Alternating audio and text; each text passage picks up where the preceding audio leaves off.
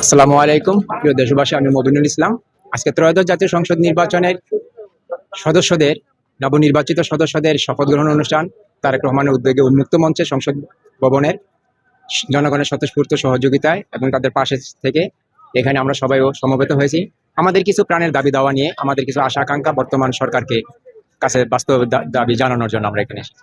আমাদের প্রথম দাবিটা হলো শহীদ ওসমান হাদি ভাইয়ের হত্যার বিচারটা করতে হবে, যেটা 3 মাস হয়ে গেল, এখনো ঝুলে আছে। হচ্ছে না। তো আপনি নবনির্বাচিত বাংলাদেশে প্রধানমন্ত্রী হচ্ছেন, জনগণের ম্যান্ডেট নিয়ে আপনারা ক্ষমতায় আসতেছেন। সকলকে বলবো, বাংলাদেশে যত, আমরা কোনো হত্যাকাণ্ডই কাম্য করি না, বাংলাদেশের যত বিচার বহির্ভূত হত্যাকাণ্ড হয়েছে সবগুলির বিচার আপনি করবেন, সবগুলির তদন্ত আপনি করবেন।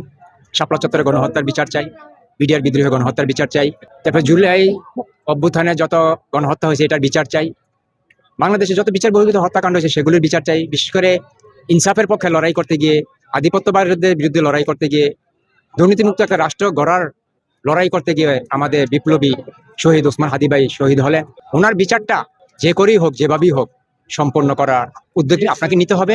আপনার বাবা শহীদ প্রেসিডেন্ট জিয়াউর রহমান আধিপত্যবাদের বিরুদ্ধে লড়াই করতে গিয়ে খুন হয়েছিলেন। আপনার মাতা, দেশমাতা, গণতন্ত্রের আপসীর নেত্রী, আধিপত্যবাদের বিরুদ্ধে লড়াই করতে গিয়ে উনিও খুন হয়েছেন। আমিও বলবো এটা খুন।